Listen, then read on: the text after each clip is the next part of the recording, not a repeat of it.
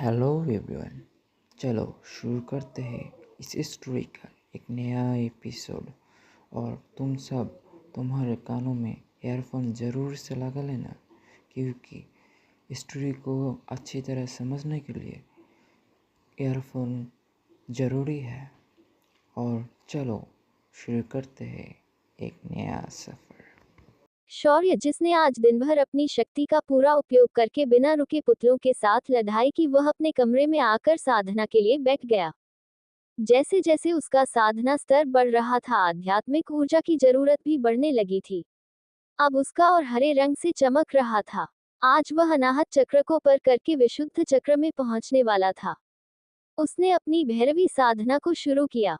कुछ समय बाद उसका गले का चक्र चमकने लगा और वह विशुद्ध चक्र में पहुंच गया था। उसने फिर अपने शरीर की आध्यात्मिक ऊर्जा और कुंडलिनी ऊर्जा को अन्य 30 सूक्ष्म चक्रों में भेजना शुरू किया। इन चक्रों में ऊर्जा की आवश्यकता अधिक थी और कमरे में मौजूद ऊर्जा अब काम पड़ने लगी थी। सुबह होने तक वह सिर्फ 7 सूक्ष्म चक्रों को जगा पाया था। जब वह मैदान में आया तो उसने माया से पूछा, माया, यहाँ कोई ऐसी जगह है जहाँ आध्यात्मिक ऊर्जा सबसे अधिक मात्रा में मौजूद हो? माया ने कुछ सोचा और बोली, स्वामी, लगता है आप अनाहत चक्र तक पहुंच गए हो। अगर इसे आगे की साधना करनी है तो आपको मेडिसिन गोलियों की जरूरत होगी। हमारे जंगल में सभी प्रकार की दुर्लभ से दुर्लभ जड़ी बूटियां हैं, आप उनका इस्तेमाल कर सकते हो। और अपने अभी तक खजाने का दरवाजा भी नहीं खोला, उसमें भी आपको कई दवाएं मिल जाएगी। लेकिन आज आप दिन भर अपने अगले अभ्यास पे ध्यान देंगे। शौर्य ने हाँ में सिर हिलाया, फिर मैदान में चला गया। उसने देखा कि आज दीवार पर बनी तस्वीर ने हाथ में खंजर पकड़ा हुआ है। शौर्य इसे तुरंत समझ गया और रैक में से उसने खंजर निकाला और दीवार पर बने मूव्स को दोहराने लगा। उसने इन मूव्स को दिन भर में 1000 बार दोहराया। इस तरह उसके खंजर का अभ्यास खत्म हो गया था। वापस जाते समय माया आज उसे उसी शिव मंदिर ले गई जहां से उसने विरासत पाई थी। मंदिर पहुंचकर माया ने सहारा को लेफ्ट साइड वाला दरवाजा खोलने कहा। शौर्य ने उस दरवाजे को खोला, पर खोलने के बाद वही रुक गया। उसके सामने रत्नों, सोने, चांदी और कई प्रकार के हथियारों से भरा कमरा था। एक कोने में कुछ हवाबंद बोतलें भी रखी थी। इसे देखकर मानो शौर्य एकदम चकरा गया हो। तभी उसे माया की आवाज सुनाई दी, स्वामी, यह खजाना आज से आपका हुआ। इसमें आपको दवाइयों से लेकर हथियारों तक सब कुछ मिल जाएगा। फिर उसने एक बोतल को उठाया और बोली, स्वामी, इस बोतल में आध्यात्मिक ऊर्जा की गोली है। आप एक गोली के साथ पूरा एक मुख्य चक्र पार कर सकते हो और अनाहत स्तर के 10 चक्र पार कर सकते हो। जब शौर्य ने ये सुना तो वह खुश हो गया और उसने तुरंत वह बोतल हाथ में ली। तभी माया का ध्यान उन आभूषणों में पड़ी एक अंगूठी की ओर गया। उसने तुरंत जाकर उसे हाथ में उठाकर शौर्य को दिखाया और बोली, स्वामी, इसे देखिए, यह एक स्टोरेज रिंग है। और यह एक खास रिंग है जिसे ड्रैगन गॉड ने विश्वकर्मा को ड्रैगन पैलेस बनाने पर दी थी। जब शौर्य ने ये सुना तो तुरंत दौड़कर माया के पास गया और उसके हाथ से वह रिंग ली और उसे निहारने लगा। तभी उसे सिस्टम की आवाज सुनाई दी, अरे ओ लालची इंसान, तनिक हमारी भी सुन लो। ये जो रिंग तोहरे हाथ में है, वो बहुत खास है। इसमें तुम ये पूरा डायमेंशन रख सकते हो। इसे इस्तेमाल करने के लिए तुम्हें लेकिन अपना खून बहाना होगा। जब शौर्य ने खून की बात सुनी तो वह सकपका गया। लेकिन ये तो स्टोरेज रिंग थी। इसके लिए वो पूरा 1 लीटर खून बहाने के लिए तैयार था, तो एक बूंद क्या चीज है। शौर्य ने तुरंत पास पड़े हथियार में से एक खंजर उठाया और छोटा सा एक कट लगाकर अपनी उंगली से एक बूंद खून अंगूठी पर डाल दिया। खून गिरते ही शौर्य अंगूठी से जुड़ गया और उसने देखा कि पूरी अंगूठी खाली थी और उसके अंदर बहुत बड़ा मैदान दिखाई देने लगा।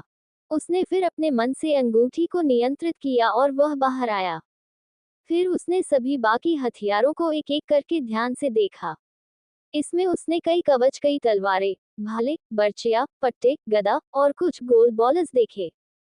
जब माया ने देखा कि शौर्य उन बॉलर्स को सवालिया नजरों से देख रहा है तो वह बोली, स्वामी, यह भी एक तरह के कवच है, लेकिन ये पहनाने वाले के इच्छा अनुसार बदलते हैं। मैंने भी ऐसा ही कवच पहना है, देखिए, यह मेरे इच्छा अनुसार आकार बदलता है। इसी के साथ माया का ड्रेस अपना कलर बदलकर अपना आकार बदलने लगा। ये देखकर शौर्य हैरान हो गया। अब तक उसे लगता था कि माया के पास बहुत कपड़े होंगे, इसीलिए वह हर दिन अलग अलग कपड़े पहनती है। अब उसे इसका कारण पता चला। उसने तुरंत एक बॉल उठाए और फिर सिस्टम बोली, मालिक इससे भी तुम्हारा खून चाहिए, सोच लो बेटा वरना खून की कमी के कारण मर जाओगे। शौर्य ने सिस्टम की बाकी बकवास को अनसुना किया और अपनी एक बूंद उस गोले पर डाल दी। गोला तुरंत उसके शरीर से चिपक गया और शौर्य की इच्छा अनुसार एक ड्रेस में बदल गया। शौर्य इन कपड़ों में बहुत हैंडसम लग रहा था, इतना हैंडसम कि माया जैसी अप्सरा भी उसे घूरने लगी थी। इसके बाद माया ने कई हथियार और वस्तुओं की पहचान कर दी। शौर्य जब सब चीजों को अच्छे से समझा उसने तुरंत सारा खजाना अपनी अंगूठी में छुपा लिया। जब पूरा कमरा खाली हुआ तो उसकी नजर एक तलवार पर पड़ी। उसने मुड़कर सवालिया नजर से माया को देखा तो माया बोली, स्वामी ये तलवार विश्वकर्मा जी ने बनाई थी, लेकिन इसमें एक कृत्रिम आत्मा डाली गई है और यह आत्मा बड़ी नटखट है।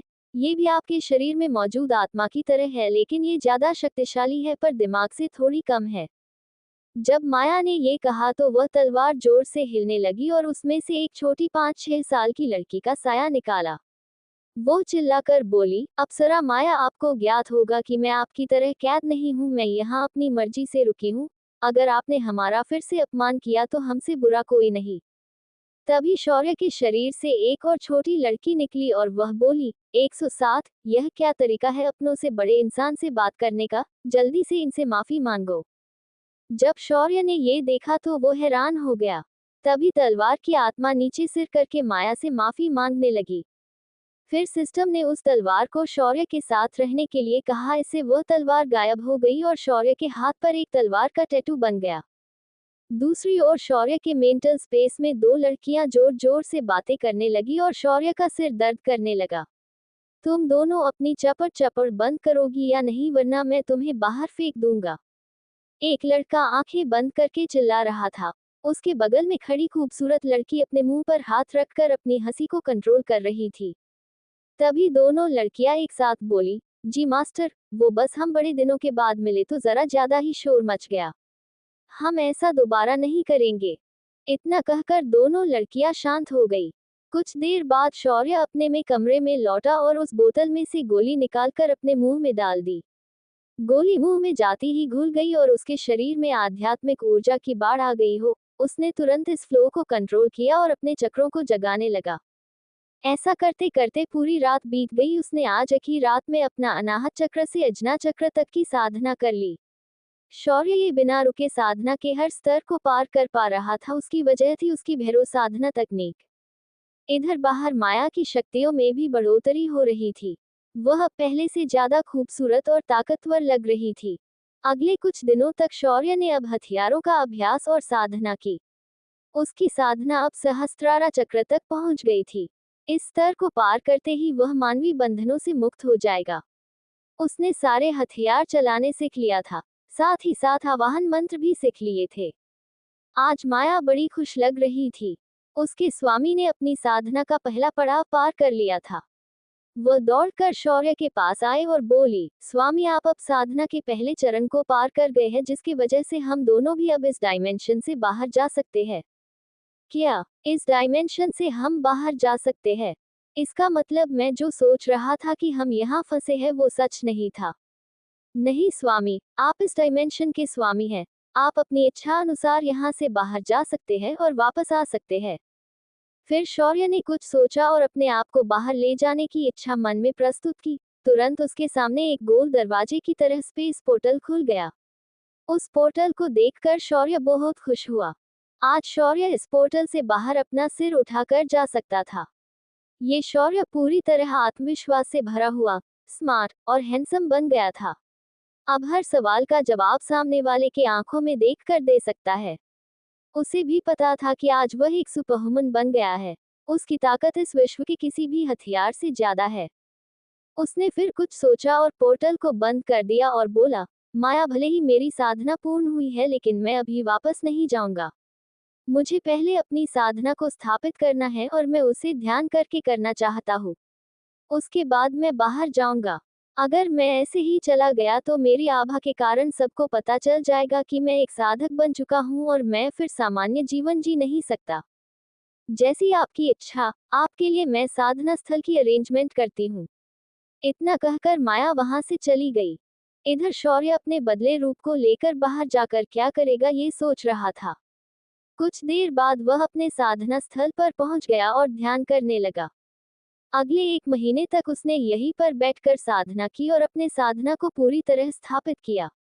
अब उसे देखकर कोई भी नहीं कह सकता कि वह एक साधक है।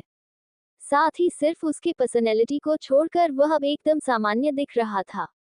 कुछ देर बाद वहां माया आई। उसने कई सारी बोतलें भरकर नदी का पवित्र पानी लाया था। कुछ फलों की टोकरियां और वनस्पतियों की टोकरियां वह लेकर आई थी। शौर्य ने उन सब को अपने स्टोरेज रिंग में रख लिया और तैयार हो गया अपने अगले सफर पर। स्थान: अग्निहोत्री मैंशन। दीनानाथ अपनी कुर्सी पर बैठकर कुछ पढ़ रहा था, पर उसके दिल में आज बेचैनी हो रही थी। रह रहकर उसे आज शौर्य की याद आ रही थी और अपनी पत्नी से किया हुआ वादा याद आ रहा था। पर उसी के साथ उसके दिल में एक डर का साया हिचकोले ले रहा था। तभी रूम का दरवाजा खुला और दुष्यंत अंदर आया। बाबूजी, पूरे समंदर में हमने हर तरफ तलाश की, लेकिन उसकी बॉडी हमें नहीं मिली। मुझे लगता है उसे किसी जानवर ने निगल लिया हो।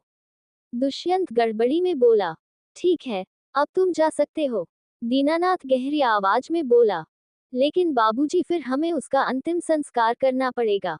दुष्यंत ने थोड़े निचली आवाज में पूछा। कौन सा अंतिम संस्कार? किसका अंतिम संस्कार? कौन से अधिकार से तुम ये करने की बात कर रहे हो? याद रखो, तुमने कभी उसे अपना बेटा माना नहीं था, तो तुम्हें उसका अंतिम संस्कार करने का कोई अधिकार नहीं। दफा हो जाओ यहाँ से, दीनानाथ गरज कर बोला। उसका गुस्सा मानो आसमान छू रहा था। दुष्यंत ने ये सुना तो वह तुरंत रूम से बाहर चला गया। तभी आसमान में तेज बिजलियों की कड़कड़ाहट हुई और ज्यादातर बिजलियां अग्निहोत्री मैंशन के ऊपर चमक रही थी, मानो वो किसी आने वाले तबाही का स्वागत कर रही हो। इधर कुछ समय बाद समुद्र के उफनते पानी पर अचानक अंधेरे में एक आकृति प्रकट हुई। उस लड़के की उम्र लगभग 20 साल होगी। वह पानी पर चलकर किनारे की तरफ आ रहा था, मानो वह जमीन पर चल रहा हो। ये लड़का कोई और नहीं, शौर्य ही था। जब वह शहर में दाखिल हुआ तो सबसे पहले उसने अपना मोबाइल, जो बंद हो चुका था, उसे निकाला। उसमें से सिम कार्ड निकालकर उसने वह मोबाइल फेंक दिया और रास्ते पर वह पास ही के ज्वेलर्स की दुकान पर गया। उसने वह जाकर अपने जेब से कुछ कीमती पत्थर निकाले और उन्हें उसने दुकानदार को बेच दिया। उसे उसके बदले अच्छी खासी कीमत मिली। पैसों का इंतजाम होने के बाद वह फिर मोबाइल दुकान पर गया और सबसे पहले एक मोबाइल खरीद लिया।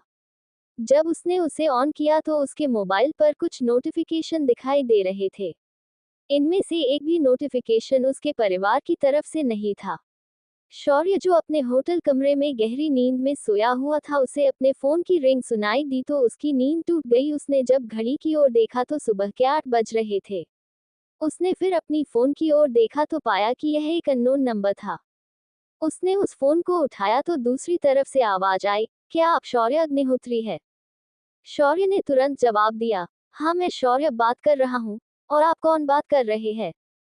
तभी दूसरी तरफ से आवाज आई, जी मैं द्वारिका सिटी पुलिस स्टेशन से बात कर रहा हूँ। आपके नाम पर अटेम्प्ट टू सुसाइड के अंतर्गत केस दर्ज हुआ है। हमने आपका मोबाइल ट्रैकिंग पे रखा था, तो आज हम पता चला कि आपका मोबाइल फिर से ऑन हुआ है, तो मैंने आपसे कांटेक्ट किया है। अगर हो सके तो आप पुलिस स्टेशन आकर अपना जवाब दर्ज करके जाए, तो हम ये कैसे क्लोज कर देंगे। ओह, तो ये बात है। मुझे माफ करना, आपको मेरी वजह से तकलीफ हुई। क्या मैं जान सकता हूँ कि मेरी कैसे किसके द्वारा दर्ज की गई थी? शौर्य ने पहले माफी मांगकर फिर अपना सवाल पूछा। उस ऑफिसर ने आगे बताते हुए कहा, दरअसल आपकी केस सीसीटीवी फुटेज के आधार पर दर्ज की गई थी। जब आप समुद्र में कूदे तब एक लड़की ने देख लिया था। अच्छा, ऐसी बात है। ठीक है, मैं जल्द ही पहुंच जाऊंगा। इतना कहकर शौर्य ने अपना फोन काट दिया और उठकर नहाने चला गया। नहाने के बाद बाहर आकर शौर्य ने अपने आप को आईने में देखा और अपने बड़े हुए बालों को देखकर उसने कुछ सोचा और अपनी हथेली पर एक विंड ब्लेड बनाया और अपने बालों को एक सोल्डर कर दे दिया। उसने अपने गालों पर उगी दाढ़ी को भी निकाल दिया। उसने सिर्फ अपनी मूंछों को रखा और उन्हें अच्छे से ट्रिम किया। उसके बाद उसने अपने शरीर पर लगे उस जादुई कपड़े को एक कैजुअल आउटफिट में बदल दिया। पैरों में स्पोर्ट्स शूज, जीन्स की पैंट और एक ऑफ वाइट टी शर्ट उसने पहन लिया। कुछ ही देर में वह चेकआउट करके पुलिस स्टेशन पहुंच गया। उसे वहां एक ऐसे आदमी से मुलाकात हुई जिसके बारे में उसने सोचा नहीं था। उसके सामने उसका छोटा चचेरा भाई विशाल खड़ा था। जब विशाल ने शौर्य को देखा तो एक शैतानी मुस्कुराहट के साथ अकड़ कर बोला, लो आ भाग्य हमारे प्रभु, आप यहाँ पधारे। जनाब, हमने सुना था कि आप अपना अपमान सहन नहीं कर पाए और समुंदर में कूद कर जान दे दी। मैं बहुत दुखी हूँ कि तुम जिंदा वापस आए, हो सके तो मर ही जाते। टेक रागिनी चाची के मन को थोड़ा सुकून मिल जाता। इतना कहकर विशाल जोर जोर से हंसने लगा था। उसके बाद वो फिर बोला, तुम्हारी माँ ने तुम्हें कभी अपनाया नहीं, क्योंकि तुम कभी अग्निहोत्री खानदान के थे ही नहीं। जब शौर्य ने उसके मुंह से ये सुना तो उसका गुस्सा तुरंत आसमान तक गया, लेकिन उसने अपने आप को रोका और बोला, अरे आजकल पुलिस स्टेशन में जोकरों को भी लाकर रखा जाता है क्या स्वागत के लिए। शौर्य ने उसका मजाक बनाते हुए कहा और आगे बोला, मैंने अपने बचपन में एक नौकर को कहते सुना था कि विशाल अग्निहोत्री उसका बेटा है, लेकिन उस बुढ़े ने इस बात को दबा दिया और तुम्हें अपना लिया। ऐसा कुछ अभी के साथ भी हुआ था। अरे हाँ, वो क्या कहते हैं, तुम्हारी माँ तो बिन ब्याही माँ बनी थी। जब विशाल ने ये सुना तो वो पहले हैरान हुआ, फिर उसे गुस्सा आया और बोला, शौर्य तुम्हारी हिम्मत कैसे हुई मेरे साथ ऐसी बात करने की। मैं तुम्हारे हाथ पैर तोड़कर गटर में फेंक दूंगा। अब 1.5 फुट ये ज्यादा उछल मत, वरना टूट जाएगा कहिए। फिर तेरे उस असली बाप को आकर तुझे टुकड़ों में लेकर जाना पड़ेगा। चल हट यहाँ से वरना। शौर्य ने उसकी काम हाइट का मजाक उड़ाते हुए उसे चिढ़ाया और उसे धमकी दे डाली, वो भी उसकी आंखों में देखकर। जब शौर्य ये बोल रहा था तो उसका हल्का किलिंग इंटेंट बाहर निकला, जिसकी वजह से विशाल अपने आप थर-थर कांपने लगा। वह तुरंत जमीन पर बैठ गया, लेकिन कुछ बोल नहीं पा रहा था। शौर्य उसे नजरअंदाज करके आगे निकल गया और उसने कांस्टेबल को अपनी पहचान बताकर अपना जवाब दर्ज करवा कर केस क्लोज कर दिया। जब शौर्य पुलिस स्टेशन से बाहर आया तो देखा विशाल अपने कुछ बॉडीगार्ड्स के साथ वहां खड़ा था और शौर्य को घूर कर देख रहा था। शौर्य ने जब ये देखा तो वह तुरंत समझ गया कि विशाल आज उसे पीटने की तैयारी के साथ आया है।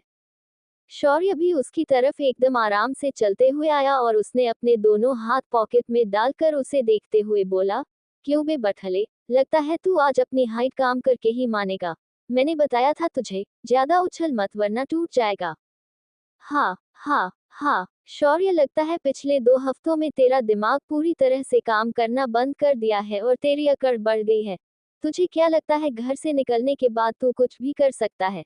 ये तेरी गलतफहमी है पगले, मैं तो अब तुझे कुछ भी कर सकता हूँ। विशाल चिढ़कर हंसते हुए बोला। तभी शौर्य बोला, अरे मेरे छोटे भाई, तू गलत समझ रहा है। जब घर में था तब मैं मजबूर था, लेकिन अब नहीं। मैं तुम्हें जान से भी मार दूं तो मेरा कोई कुछ नहीं बिगड़ सकता। इतना कहकर शौर्य थोड़ा पीछे चला गया। जब एक दुकान के सामने आया तो वह रुक गया और चिढ़ाते हुए बोला, अबे ओ डेढ़ पसली, तुझमें दम है तो आगे बढ़, कुत्ते की तरह भौंकना बंद कर। इतना कहकर शौर्य अपनी जगह पर आराम से खड़ा हुआ, मानो वह उन्हें उकसा रहा हो। तभी विशाल ने अपने बॉडीगार्ड्स को इशारा किया तो सारे बॉडीगार्ड्स दौड़कर शौर्य पर हमला करने आगे आए। जब शौर्य ने ये देखा तो वो बोला, अब मुझे सेल्फ डिफेंस के लिए कोई कुछ नहीं बोल सकता, चलो इनसे थोड़ा खेला जाए।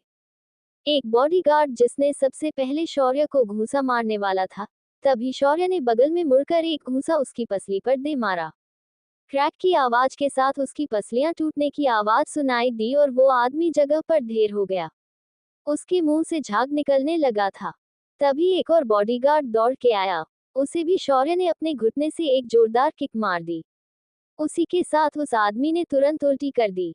तभी बाकी बचे बॉडीगार्ड्स अपने रास्ते में रुक गए और पीछे चले गए। अब वो समझ गए थे कि अगर उन्होंने कुछ करने की कोशिश की तो उनकी हालत भी उनके साथियों की तरह होगी। जब विशाल ने ये देखा तो वह कांपने लगा। तभी शौर्य उसके पास आया और नीचे झुककर बोला, I am back bro, I am back. Police station से थोड़ी दूरी पर एक कपड़े के दुकान के सामने भीड़ जमा हुई थी। उस भीड़ के बीचों बीच एक कम ऊंचाई वाला लड़का अपने घुटनों पे बैठकर दूसरे लड़के से माफी मांग रहा था। मेरे भाई, मुझे माफ कर दो, उसके बाद मैं कभी तुम्हें तंग नहीं करूंगा। प्लीज मुझे जाने दो, मैं तुमसे माफी मांगता हूँ। विशाल रोते हुए गिड़गिड़ा रहा था। तभी शौर्य ने एक शैतानी मुस्कुराहट देते हुए कहा, मेरे प्यारे सीधे साधे भोले भाले भाई, तूने ये सोच कैसे लिया कि मैं तुम्हें जाने दूंगा, वो भी तब जब मैंने कई बार तुम्हें वार्निंग दी, फिर भी तुमने मेरी बात नहीं मानी। बड़ी चूल मची थी ना तुझ में मुझे पीटने की, तो अब तेरी पिटाई होगी तो तुझे भी चुपचाप सहन करना पड़ेगा, वरना लोग जो तेरी पिटाई देखने आए हैं बुरा मान जाएंगे। इतना कहकर शौर्य ने उसके मुड़े हुए घुटनों पर जोरदार लात मार दी। लात पड़ते ही विशाल चीख पड़ा। उसकी दोनों घुटनों की हड्डियों का चूरमा बन चुका था। विशाल को वही चिल्लाते चीखते हुए लोगों ने देखा तो उनकी रूह कांप गई, लेकिन किसी ने कुछ भी नहीं कहा। शौर्य ने फिर दुकानदार को देखते हुए कहा, अंकल मुझे इस घटना को पूरी सीसीटीवी रिकॉर्डिंग चाहिए, अभी के अभी। मैं आपको इसके चार्जेस दे दूंगा। जब बात पैसे की हो तो हर गुजराती कुछ भी कर सकता है। तो दुकानदार ने तुरंत सारे वारदात की रिकॉर्डिंग शौर्य को भेज दी। शौर्य ने उसे कुछ पैसे दे दिए और वो विशाल को किसी कुत्ते की तरह घसीट कर ले जाने लगा। पूरी जमीन पर खून फैला हुआ था और उसे घसीटने की वजह से खून के निशान विशाल की गाड़ी तक फैल गए। शौर्य ने विशाल को पिछली सीट पर फेंक दिया और उसकी कार में बैठकर अग्निहोत्री मैंशन चला गया। कुछ देर बाद गाड़ी अग्निहोत्री मैंशन में आकर रुकी और उस गाड़ी से शौर्य नीचे उतारा। उसने पीछे जाकर विशाल को उसके बालों से पकड़कर खींचकर बाहर निकाला। फिर शौर्य गेट पर गया और एक जोरदार किक से पूरा गेट उखड़ दिया। शौर्य विशाल को घसीटते हुए में हाल में आया और विशाल को किसी बोरे की तरह फेंक कर बोला, साला हम हर जुर्म चुपचाप सह रहे थे तो इसे तुम लोगों ने मेरी कमजोरी समझा। हम कोई घंटा नहीं कोई कुत्ता आकर हमें बजाकर चला जाए। उस हाल में सभी अग्निहोत्री फैमिली मेंबर्स मौजूद थे। सभी को इमरजेंसी मीटिंग के लिए बुलाया गया था। इस बात का कारण था कि शौर्य वापस आया है, लेकिन जिसके बारे में वह बात कर रहे थे वह अचानक उनके सामने एक इंसान को उसके बालों से पकड़कर खींचते हुए ला रहा था। अबे ओ चाचा, ओ वाले चाचा, इधर देखिए, जो तेरी औलाद है ना मुझे पीटने के लिए गुंडे लेकर आई थी, अब मैंने उसे थोड़ी तमीज सिखा दी है तो इसका आगे से ध्यान रखना। शौर्य ने एक शैतानी स्माइल के साथ कहा। तभी दीनानाथ जो में कुर्सी पर बैठे थे बोले, शौर्य ऐसा बर्ताव एक अच्छे घर के लड़के को शोभा नहीं देते, अपने बड़ों के साथ ऐसे बात नहीं करनी चाहिए। तभी शौर्य तुरंत बोला, अबे ओ बुढ़े, तेरा दिमाग खराब हो गया है क्या, या तेरी याददाश्त में कोई लोचा हुआ है क्या? कौन सा घर? ये घर जिसमें से तुमने मुझे धक्के मारकर बाहर निकल दिया। और इस दुनिया में मैं अपनी दादी को बड़ा मनाता हूँ। बाकी सब मेरे लिए कीड़े मकोड़े की तरह है। यहाँ तक कि तू भी उसके आगे कुछ नहीं, इसलिए ज्ञान बाद में बांट, पहले इसे देख, इसके दोनों पैर मैंने आज ही तोड़े हैं, इसे दवाखाने ले जा। जब शौर्य के मुंह से ऐसी अपमानजनक बात अपने दादा के लिए सुनी तो सब हैरान रह गए। रागिनी जो वही बैठी थी ध्यान से आज शौर्य को गुस्से से देख रही थी। तभी विशाल की मां चिल्लाए, हैवान कही कि तूने मेरे बेटे के पैर तोड़ दिए, मैं तुम्हें जिंदा नहीं छोड़ूंगी, तेरे टुकड़े टुकड़े करके कुत्तों को खिला दूंगी। तभी शौर्य उसे शैतानी स्माइल के साथ देखकर बोला, ओ मेरी प्यारी चाची, बचपन से लेकर अब तक जब तेरा बेटा मुझे पीटता था तो भी तू कहती थी कि मैंने उसे पीटा था। आज देख ले अपने लाडले को, जब मैं पीटता हूँ तो ऐसी हालत होती है। और ज्यादा चपड़ चपड़ मत कर वरना तेरी टांगे भी ढीली कर दूंगा। तभी दुष्यंत उठ खड़ा हुआ और शौर्य के पास आकर उसने अपना हाथ उठाकर शौर्य की गाल की ओर बढ़ाया। तभी शौर्य ने उसे हवा में ही पकड़ा और बोला, बुढ़े ज्यादा जवानी दिखा रहा है क्या? उधर उस चुड़ैल के पीछे जाके चुपचाप खड़ा रह वरना सारी जवानी इधर ही उतर दूंगा। इतना कहकर उसने दुष्यंत को सीने में हाथ रखकर हल्का सा धक्का दे दिया। दुष्यंत उड़कर अपनी जगह पर खड़ा हो गया, मानो किसी ने उसे हवा में उठाकर वहां रखा हो। तभी शौर्य की नजर अभी पर पड़ी और वो मुस्कुराकर बोला, अरे बड़े भाग हमारे जो दर्शन हुए तुम्हारे। मैं भूला नहीं कैसे उस नौकरानी को तुमने मुझे फंसाने के लिए भेजा था। वैसे क्या नाम था उसका? अरे हाँ, रिया नाम था उसका। जरा बुलाओ तो उसको। जब शौर्य ने ये कहा तो सब चुप हो गए। तभी शौर्य ने जरा जोर से कहा, अरे बुलाओ उसको या तुम्हारी टांगे भी मैं तोड़ दूं। जब शौर्य ने ये कहा तो एक नौकर तुरंत भागकर अंदर चला गया और तुरंत एक लड़की को खींचकर लेकर आया और बोला, मालिक यही है वो लड़की जिसने आप पर झूठा इल्जाम लगाया था। शौर्य ने रिया को देखा और बोला, तो रिया तुम्हें मैं आज सच बोलने का मौका देता हूँ, तो बताओ उस रात क्या हुआ था हमारे बीच? रिया ने ध्यान से सबको देखा। जब उसने अभी को भी वह देखा तो वो पूरी कॉन्फिडेंस के साथ बोली, उस रात तुमने मेरे साथ जबरदस्ती करने की कोशिश की, तो मुझे अभी ने आकर तुमसे बचाया था। क्या बात कर रही हो सच में? इतना कहकर शौर्य ने एक जोरदार किक उस लड़की के पेट में मार दी और वो दर्द से कराह उठी। तभी शौर्य फिर बोला, इनमें से कोई भी आज झूठ सुनने के मूड में नहीं, अब सच बताओ या फिर अगली बार तुम्हारा हाथ या पैर टूट सकता है। इस बार रिया समझ गई कि अगर उसने सच नहीं बताया तो अगली किक उसकी जान ले सकती है। अभी जो लात पड़ी थी वो इतनी खतरनाक थी कि उसका प्रत्येक इंटरनल ऑर्गन डैमेज हो चुका था। उसने करहाते हुए कहा, उस रात कुछ नहीं हुआ था, अभी मालिक ने मुझे आपको फंसाने के लिए कहा था। तभी शौर्य बोला, बस पगली रुलाएगी क्या, इतना सच काफी है। आज अग्निहोत्री मैंशन की सुबह सबसे मनहूस सुबह थी। शौर्य ने आते ही एक एक को चुप करा दिया था। जब सभी ने रिया को बात सुनी तो किसी को कोई हैरानी नहीं हुई, क्योंकि हर कोई जानता था कि शौर्य को फंसाया गया है। शौर्य ने सभी में चेहरे ध्यान से देखे और बोला, देखा, तुम में से किसी को हैरानी नहीं हुई, इसका मतलब आप सभी को अच्छे से पता था कि मुझे फंसाया गया था। अच्छी बात है, फिर मेरा काम आसान हो गया। इतना कहकर वह बिजली की रफ्तार से अभी के सामने आया और पलक झपकते ही उसने उसके दोनों हाथ कंधे से उखड़ दिए। अभी दर्द में जोर से चिल्लाया। तभी श्रीकांत आगे आकर शौर्य को देखते हुए बोला, अरे हरामखोर, गंदे नाली के कीड़े, बास्टर्ड, मैं तुम्हें जिंदा नहीं छोड़ूंगा। तभी शौर्य ने एक चमाट उसके गाल पर रसीद कर दी और बोला, अभी तुमने क्या कहा? बास्टर्ड? हाँ मैं हूँ बास्टर्ड, तभी तो उस औरत ने और उस आदमी ने मुझे नहीं अपनाया, अपने भाई से पूछो ना। नहीं तो उस चुड़ैल जैसे दिखाने वाली औरत को पूछो कि मैं बास्टर्ड हूँ या नहीं। और रही बात मुझे मारने की, तो मैं तुम्हें कई मौके दूंगा, बस मुझे मार कर दिखा। अब तेरे बेटों को अस्पताल लेकर जा। अपने बेटों को पहले तो सुधार ना सका, अब तो सुधार ले, वरना एक दिन तू भी इनके साथ अपने हाथ पैर तुड़वा लेगा। अब शौर्य ने उसके दादाजी को देखा और बोला, क्यों बे बुढ़े हो गया, ना दूध का दूध और पानी का पानी। उस दिन अगर मेरा यकीन करता तो आज ये नौबत न आती। आज तेरे दोनों काबिल पोते अपाहिज हो गए, तू कुछ नहीं कर सका। अब बोल, क्या मैं निर्दोष था या नहीं? शौर्य की बात सुनकर दीनानाथ कुछ नहीं बोल पा रहे थे। तभी शौर्य फिर चिल्लाया, तेरे मुंह में दही जम गया क्या, बोलना जल्दी। हाँ तुम निर्दोष थे, लेकिन तुम्हारे माँ बाप के वजह से मैं कुछ नहीं कह पाया। वो दोनों तुम्हें घर से बाहर निकलना चाहते थे, इसमें मैं कुछ नहीं कर सका। दीनानाथ ने दर्द भरी आवाज में कहा। जब शौर्य ने ये सुना तो अपने माता पिता को देखा जो वहीं पर चुपचाप खड़े थे। वे दोनों डिप्लोमे थे, पर हाथ पैर की लड़ाई में वो दोनों बेहद कमजोर थे। शौर्य की ताकत देखकर वो दोनों पहले ही डर गए थे। शौर्य फिर उनके सामने गया और बोला, इन दोनों को मैं नहीं चाहिए था ना, तो ठीक है बुढ़े, इनके हिस्से की सारी प्रॉपर्टी आज शाम तक मेरे नाम होनी चाहिए। अगर किसी ने तंग करने की कोशिश की तो मैं उसे सीधा यमलोक भेज दूंगा। शौर्य ने रागिनी की ओर देखते हुए दीनानाथ से कहा। दीनानाथ ने भी हाँ में सिर हिला दिया था। वह भी जानता था कि शौर्य को ना कहना यानी किसी और के हाथ पैर टूटते हुए देखना। तभी शौर्य ने रिया को देखा जो अपनी जगह पर पड़े हुए कराह रही थी। वह उसके पास गया और बोला, मैंने हमेशा तुम्हें रिस्पेक्ट के साथ ट्रीट किया था।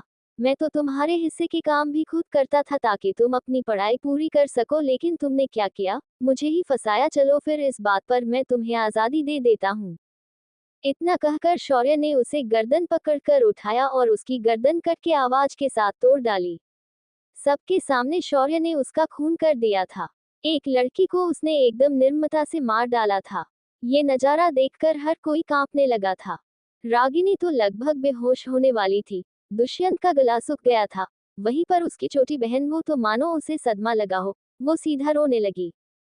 तभी शौर्य की आवाज सुनाई दी, जब तक मेरे नाम सारी इन दोनों की प्रॉपर्टी नहीं हो जाती तब तक मैं यही रहूंगा।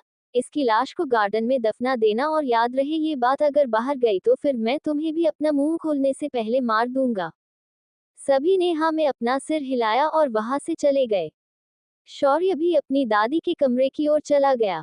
जब वह अंदर आया तो देखा उसकी दादी की एक फोटो कमरे में टंगी हुई थी। उसने उसे उतारकर अपने सीने से लगा लिया और बोला, दादी मैं इस घर में वापस सिर्फ आपको लेने आया हूँ। आप झूठ कहती थी कि मेरी माँ मुझे एक दिन अपनाएगी, लेकिन ऐसा कुछ नहीं हुआ। वो औरत माँ कहलाने के लायक नहीं है। शौर्य उसी कमरे में अपनी दादी की फोटो के साथ बात कर रहा था।